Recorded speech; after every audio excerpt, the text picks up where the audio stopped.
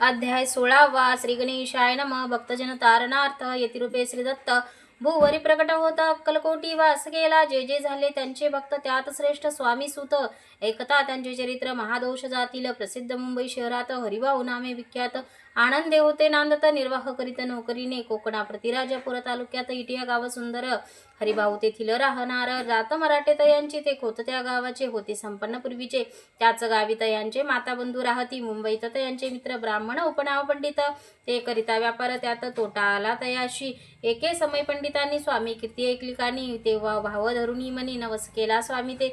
जरी 8 दिवसात मी होईल कर्जमुक्त. तरी दर्शनात रित अक्कलकोटी येईल. हरिभाऊ आणि त्यांचे मित्र अपुचा व्यापार करता. त्यात आपणा नुकसान सत्य येईल ऐसे वाटले. त्यांनी काढली एक युक्ती बोलावणे पंडिताप्रती.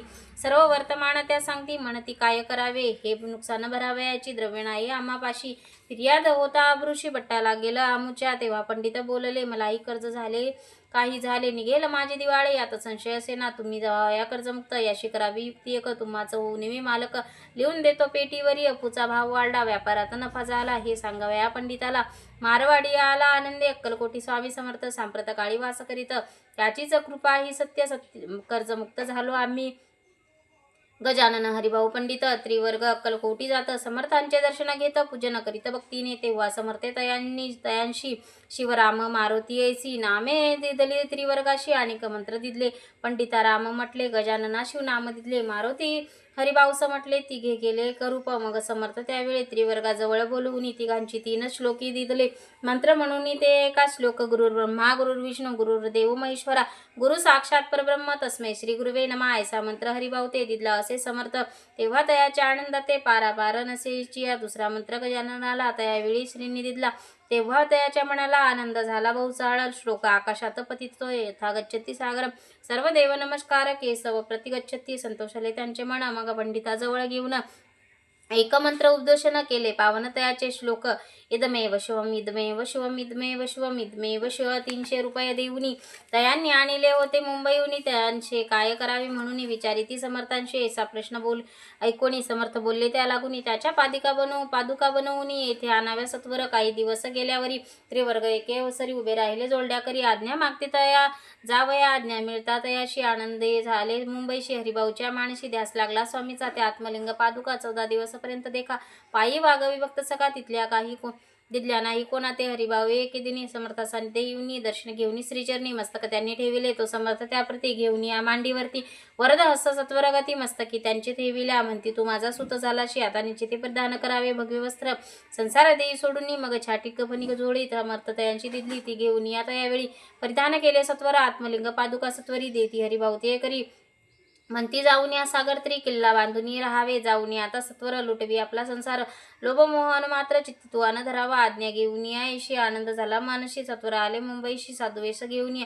असो हरिभाऊने काय केले. ब्राह्मणाशी बोलावले. संकल्प करून ठेवले तुळशीपत्र घरावरी. हरिभाऊ घर लुटविता. तारा नामे त्याची कांता. ती करील बहु कांता. घी उर बडवून या विनवितीच जोडून कर. अद्यापि स्वस्थ करा अंतर आपला. हा विचार सोडून द्यावा प्राणप्रिया. ऐसे ती तिची या उत्तरे ऐकून या स्वामी कृपेने समाधान बहुत प्रकारे करीत असे. ती याची स्त्रियाच्या अंगावरी अलंकार ते लुटविले समग्र. ती दिदले शुभ्र वस्त्र परिधान करावे. आत्मलिंग समर्थ्या स्वामी सुता ते दिदले होते. त्या पादुका स्वस्ते मठा माझी स्थापिल्या. कामठीपुरात त्या समयी मठ स्थापिला असे पाही. हरिभाऊ गोसावी होऊने गोसावी मठा माझी राहिली. तिसरी स्वामी चरित्र सारामृत. नाना प्राकृत कथा समंत सदा भाविक भक्त परसोत. षोडशोध्याय गोढा. श्रीरस्तु शुभम भवतु. अध्याय 17 श्री गणेशाय नमः. मागील अध्यायी कथा सुंदर. प्रख्यात जे मुंबई शहर.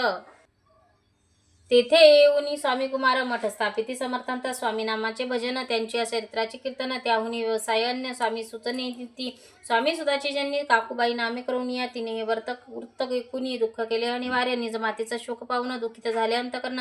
तिये लागी सावरून धरिले सत्वर प्रेमाने. नाना प्रकारे स्वामी सुत मातेचे समाधान करीत. मधुर शब्दे समजावित. परमार्थ गोष्टी सांगून याची पिशाची बाधा झाली. कोणी करणी केली याची सोय पाहिली. पंचाक्षरी आणून त्या समय प्रख्यात थोर यशवंतराव भोसेकर तयांशी देव मामलेदार सर्व लोक बोलती. असा विचार करून या पोटी दर्शन आले. उठाउठी सांगितल्या तयांच्या गोष्टी मुळापासून या सर्व ऐकून या देव मामलेदार हसुनी देती उत्तर त्याशी पिशाच लागले थोर माझेनी दूर न व्हायची ऐसे उत्तर ऐकुनी दुखत झाले अंतकरण मग ते स्वामी सुतांची जननी अक्कलकोटी येत असे असो इकडे स्वामी सुत मुंबई माझे वास्तव्य करता हिंदू पारशी स्वामी भक्त त्यांच्या उपदेशे झाले मठ होता कामठीपुऱ्यात तेथे जागा नव्हती प्रशस्त मग दिली कांदेवाडीत जागा एका भक्तीने तारण आम्ही त्याची कांता तेही त्रास देता स्वामी तिचा परित यांच्या चित्ती दुःख केद नशेचे प्रथम मुंबई शहरात चके 1752 फाल्गुन कृष्ण त्रयोदशीच स्वामी जयंती केली शे कोणी इतके समयाशी नगर नाना जोशी सहज आले स्वामी मुंबईशी त्यांनी ऐकले वर्तमान पाहुणे स्वामी सुताप्रती आनंदले नाना चित्ती प्रेमानंदे चरणवंदिती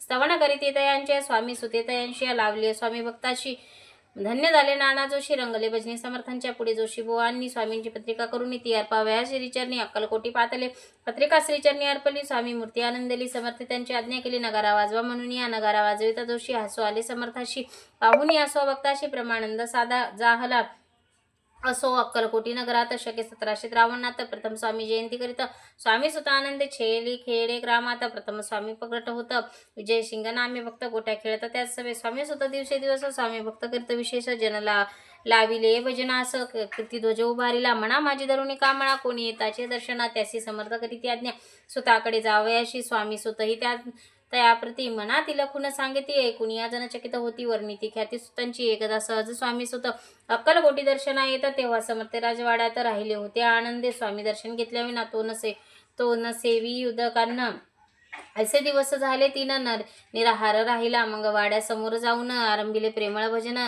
जे करून रशे भरले पूर्ण ऐकिले यातून राणीने सेवकांची म्हणे सत्वरी तुम्ही जाऊन या अवसरी त्या साधू ते मंदिरी प्रार्थनिया नावे प्रार्थनिया समर्थांची उल्लाच सुताची या मानशी धावून या वेगशी मिठी चरणी घातली निज सुता ते पाहून आनंदले समर्थे म्हणी मग फिरविला मुखावरुनी हस्ती धरुनी उठविले अक्कलकोटी त्या अवसरी बहुत होते सेवेकरी परी समर्थांची प्रीती खरी स्वामी सुतावरी होती स्वामी सुत रात्रंदिन समर्था पुढे भजन करीती पायी खडावा घालून प्रेमारंगे नाचती एके दिवशी श्री समर्थ बसले असता आनंदात स्वामी सुत भजन करीती पायी खडावा घालून एकांत समय साधुनी समर्थ सांगती तया काणी आम्ही जातो निजधामी वारसा पुढे चालवावा स्वामी वचन ऐकून स्वामी सुतांनी शब्द होती कल्पना न साहित्याची स्वामी विना कैसे जीवन वारंवार विनवी स्वामीशी ऐसे न करावे काही मी अजानले करू तू माझी आई स्वामी धरतीसे हृदयाशी म्हणते आम्ही तव हृदयी वास करू निश्चयी चिंता न काही करावी असो मग स्वामी सुत ते स्थळे सोडून या त्वरित नगरा बाहेर येत मार्ग धरित मुंबईचा स्वामी वचने दुखावला अंतरी बहु खिन्न झाला परतुनी नाही आला जन्मावरी अक्कलकोटी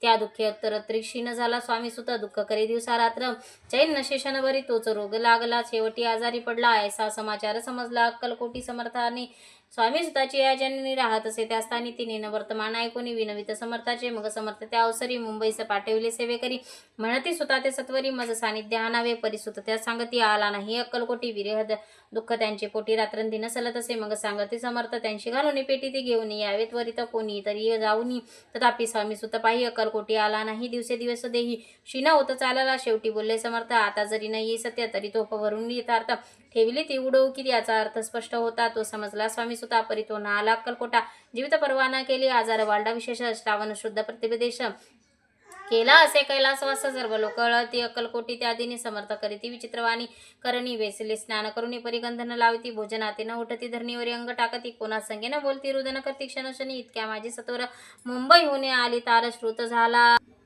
समाचार स्वामी सुतागत झाला मग काकूबाईने सत्वर जवळी केले मुंबापूर तेथे समाजाला समाचार परत्र पावला माझ्या निजपुत्र मरण वार्ता ऐकून करीत एकांतात दुःखद समयवर नेता दुःख अंतरी होत असे असो मग काकूबाई अक्कलकोटी लवलाही परतून आल्या नाही बोलल्या काय समर्था ते सुता आपला भक्त असून अकाली पावला का मरण मग समर्थी जे हे चरण त्यांचे दारण होय कैसे समर्थ बोलले ती येशी उलंगिले आमच्या आज्ञेशी संधी सापडली काळाशी ओढून बळीशी मग नेला धन्य धन्य स्वामी कुमार उतरला बौद्धत्ती दुस्तर ख्याती झाली सर्वत्र कीर्ती अमल राहिली तिसरी स्वामी चरित्र सारा अमृत नाना प्राकृत कथा समंत भाविक भक्त परिसोत सप्तदशोध्याय गोड हा श्री भगवत चरणार्पणमस्तु श्रीरस्तुम शुभम भवतो अध्याय 18 श्री गणेशाय नमः स्वामी सुताच्या गादीवरी कोण नेमावा अधिकारी ऐसा प्रश्न सेवेकरी करीता ती समर्था तेव्हा बोलले समर्थ सेवेकरी असती सांप्रत परी एकही मजला त्यात योग्य कोणी दिसेना तेव्हा जेव्हा येईल आमच्या मनाशी त्या समयी मोर पांघरायाशी अधिकारी नेमूक आदिशी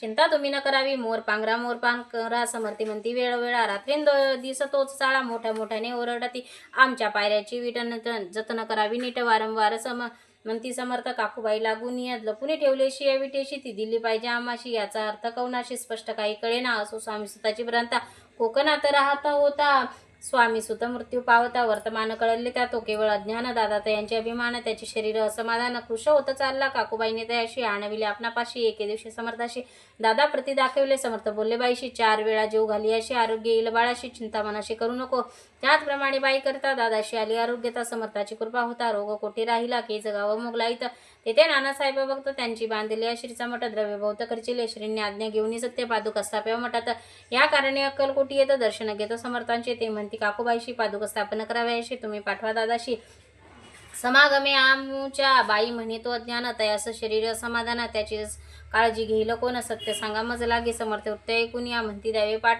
पाठवून बाळा आहे जरी अज्ञा तरी सांभाळते असे समर्थ पुण्याच्या बाईशी बोलती त्यात तुमचे काय गेले आम्हाशी दिले जे भले तेच आम्ही करू की शेवटी मंडळी सांगती दादाशी पाठविले की जे प्रति पादुक स्थापना झाल्यावरती दादा बाळाला परतून पुढे सेवेकऱ्या सांगती त्याशी मुंबईस पाठविले ब्रह्मचारी अशी आज्ञा करीती याशी स्थापक आदीवरती दादाशी करुणी गोसावी मुंबईची गादी चालवावी स्वामी सुताची या द्यावी कपनी जोडी निशाण ब्रह्मचारी दादाशी उपदेशिती दिवस निशी गोसावी होऊन या गादीशी चालवावे आपण दादा जरी अज्ञान होता तरी ऐसा गोष्टी करिता नकार मनीच्या सर्वता नरुचे चित्ता त्याची या परिब्रह्मचार्यांनी पाहिली खटपट करून शेवटी दादाशी मुंबईहून अक्कलकोटा पाठविले समर्थाच्या समयाशी आज्ञा केली भुजंगाशी घेऊन माझ्या पादुकाशी मस्तकी ठेव दादांच्या मोर्चेला आणून या सत्वरी धरा म्हणती त्यावरी आज्ञेप्रमाणे सेवेकरी करता तिथे श्रीच्या पादुका श्री पडता उपरती झाली त्यांची चित्ता हृदय प्रगटला ज्ञान सविता ज्ञान केलेलं या त्या धन्य गुरुचे महिमान पादुका स्पर्श करून जाहले तत्काळ ब्रह्मज्ञान